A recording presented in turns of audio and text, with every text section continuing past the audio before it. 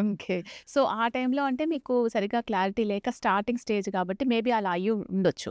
జనరల్‌గా ఒక కస్టమర్ ఏం ఎక్స్‌పెక్ట్ చేస్తారు? వాస్విక్ ఇంటీరియర్స్ కావచ్చు. అసలు జనరల్‌గా నాకొక ఇల్లు మంచిగా డిజైన్ చేసి ఇవ్వాలి ఇంటీరియర్ అని అనుకున్నప్పుడు మీకు ఎటువంటి ప్రయారిటీస్ వాళ్ళు చెప్తూ ఉంటారు? బేసికల్‌గా ఒకప్పుడు ఇంటీరియర్స్ అంటే ఓన్లీ కబోర్డ్సు, ఒక ఫాల్ సీలింగ్ థర్డ్ పార్టీ వేరే వాళ్ళకి ఇచ్చేటోళ్ళు చేయడానికి. కబోర్డ్స్ అవన్నీ ఒక కార్పెంటర్‌ని పిలిపించి చేపించుకునేటోళ్ళు. హ్మ్. సిమెంట్ సెల్ఫ్‌లు ఏపించుకునేటోళ్ళు.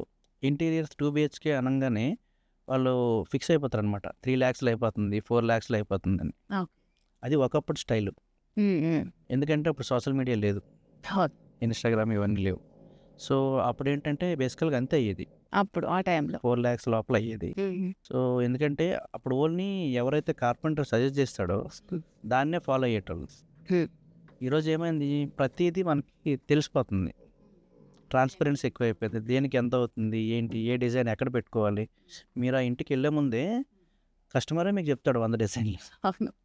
ఇక్కడ ఇది పెట్టండి, అక్కడ అది పెట్టండి అని చెప్పి.